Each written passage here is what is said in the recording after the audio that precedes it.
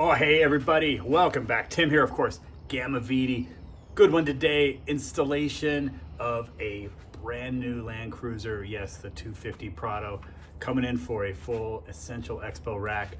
We're gonna go through the whole thing, so should be a good show. Answer as many questions as possible about our racks on this platform, installation, all the options. Let's go.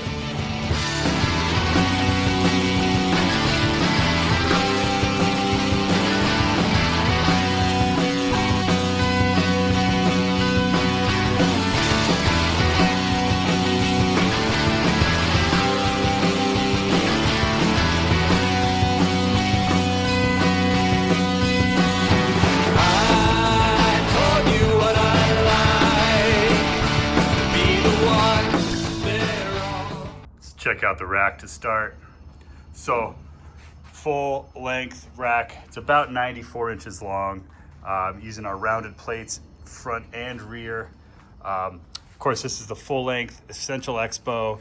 If it was a short rack, you know, it's going to end right about here at this plate here, where that one would be a round plate. But this one also has the optional sunroof opening, set one notch back. Excited to see how that looks. Don't mind the future roof racks on the ground there. Of course, it's got our new branded gusset on the side. 3 other ones, so total of 4 per side for mounting the, the quick fist clamps, jacks, shovels, that sort of thing. Yeah, she's ready to go. Kept the profile pretty low, so we're doing what I call the non-tapered Expo bar, so consistent gap all the way down. I think it matches the body of the 250 a little bit better.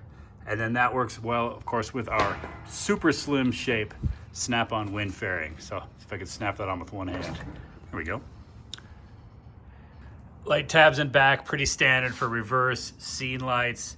Of course, the slots in the plates are going to mount up with our towers, as well as give you a bunch of attachment points for future accessories.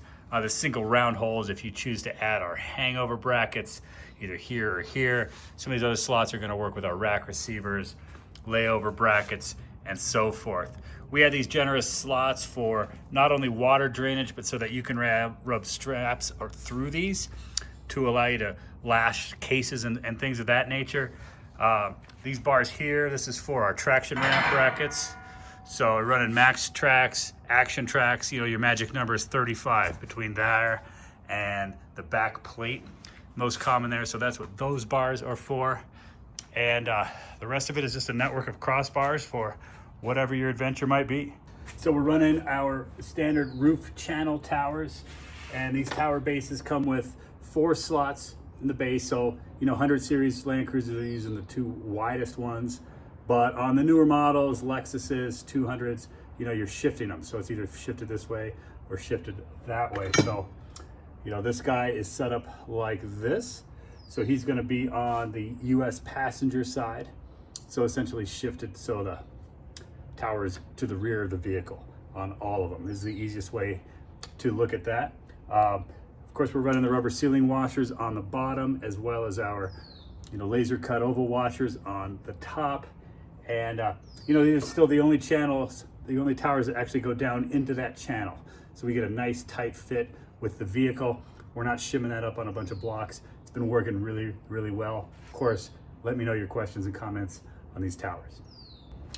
And then every one of these bolts is going to get a little squirt of our little Dynaflex, the non-hardening polyurethane window door sealant, just a belt and suspenders thing to make sure that we keep all the water out. So don't want to get ahead of ourselves though. First thing we need is the vehicle, and remove that factory rack. In the garage? Back in the garage, yeah.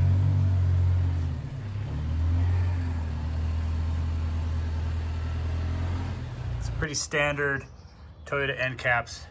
We're gonna take a screwdriver, just kind of pry in there to get it started, and then sometimes a little bit bigger screwdriver, plastic on plastic, to just get it a little bit further. And what we're defeating, I'll show you the other side here, is a couple clips right there and right there, and then these tabs are sliding into kind of the factory mounts. So this middle one, just like you've seen on the 200s, some of the 100s, where you're prying it from the back and separating it, and then it's going to just pop towards you, and hard to do with one hand, but here we go. Those just kind of come off. Again, those are the clips that are holding that on. We get to our roof bolts. Of course, it's 12 millimeter, and just like the 200s, GXs, we're just gonna bust one free, move over, bust the next one free, and then just go back and forth. Taking care to not push down on these any more than we need to. Not sure if there's ever an issue like the 200s have, but we're just gonna be extra cautious on these. And pull those off, pull that middle one off, pull the front two off, and this rail should lift right off of here. And you can see with these loose how I can move this one and the other one moves as well. So I think safe to assume that there is that same kind of carrier nut thing going on inside. And we just want to use a little bit extra caution that we don't push down on these too hard. And then 10 millimeter wrench to get these little middle supports out. Next move then is removing all these rubber pieces. You literally just lift them up and they pop off. Those little clips can stay. The reason we do that is, here's the new tower. It sits in there. There's really nothing keeping leaves and needles and things from sneaking under the edge of this rubber. So it's much cleaner if this stuff is just off. That way the whole channel can just be cleaned and kept free. It's been working really well on all the other vehicles, so we're doing the same on these. And this front piece of rubber can stay up to the windshield. Ultimately, we're gonna have a tower sitting on top of this, holding it down. In the future, if we were to add this middle tower, then we would probably come up and want to trim that at some point. But for today, it's just going to stay there and end right there. Sometimes we go to screw these in and it gets really, really tight.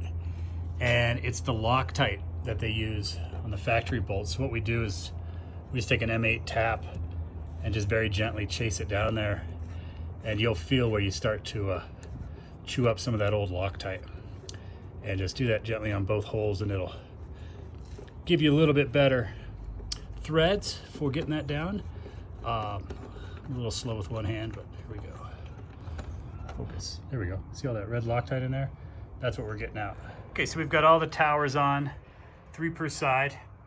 And you can see how these are shifted to where the tower is shifted back like we talked about before. The front ones we're just sneaking at the end, so don't even worry about those. Next thing I'm gonna do is I'm gonna position this to where this is on its kind of highest setting, and then just sneak one of those little 1/4-20 bolts through. I'm gonna do that on both sides. And that's a safe, high position. We'll bolt this up and then we'll pull those down and then we'll lower this to get the height just right. So next move, I'm gonna put one of those over there and then we're gonna put the rack on. Over our heads and get these. And then just pivot around the back. Right. On top, up there, and right down there, just like that, installed. Cool. So quick position here. This middle tower is basically lined up with the middle of the plate. You can see them both right there. And then the same in the back, lined up with the middle plate. Plenty of clearance for the satellite antenna and plenty of clearance for the rear hatch. So we've got some bolts added to the middle plates, and we've got bolts added in the front plates, look just like that. And this is all just finger tight for now. Because now what we're gonna do is make an adjustment to the height. You can see as this rack goes forward, this gap is getting bigger.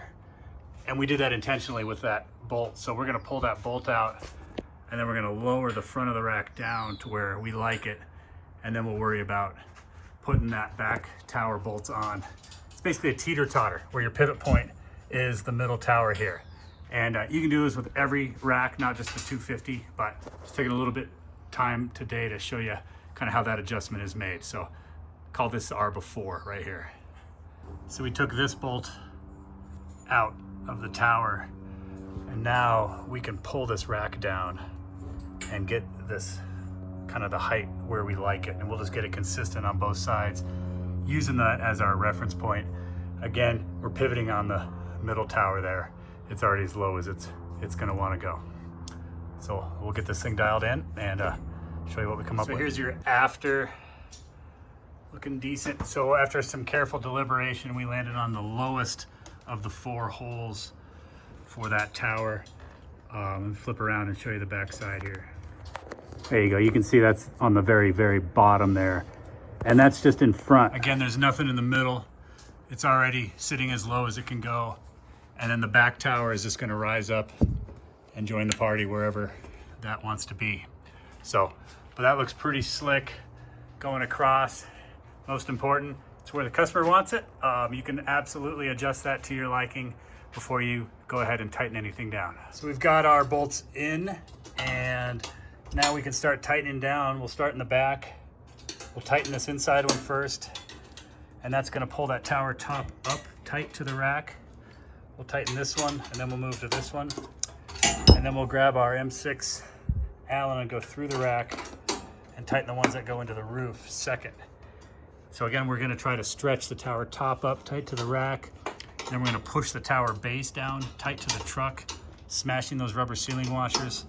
And we're gonna do that all 3 towers going forward. And that's before we mess with the center bolts. All right, so we've got all the top bolts tight, all 3 towers. We've got all the bottom ones tight. Now we're gonna go through and tighten all these middle ones. We intentionally did those last to allow these towers to spread out a little bit before we clamp them down. If you wanna see a little bit more on that, there's a video that says watch this one in the title, and it's a little more in-depth dive on what we just did right now. So under the front tower, here it is as the tape still has the backing on it. And you're just gonna bring that from the very, very front and sneak it underneath the rack and everything, and then just kind of twist it into place there. And then you can sort of twist it up and get it to match, you know, the rack on top. It's kind of hard to do with one hand. In 1 second. And then once it's on, you know, it's basically holding down this rubber. And I got it lined up with kind of these slots back, called the second full set of slots, or the fourth going this way. It's really your choice. You can't go too much further back. The further back you get, the tighter it is. So, but it's really cosmetic. So if we stand back and look at the rack, you know, how does that look with 4 per side versus 3 per side? I think this tower is more important on the full Expo, where this bar is higher because all this is exposed up front.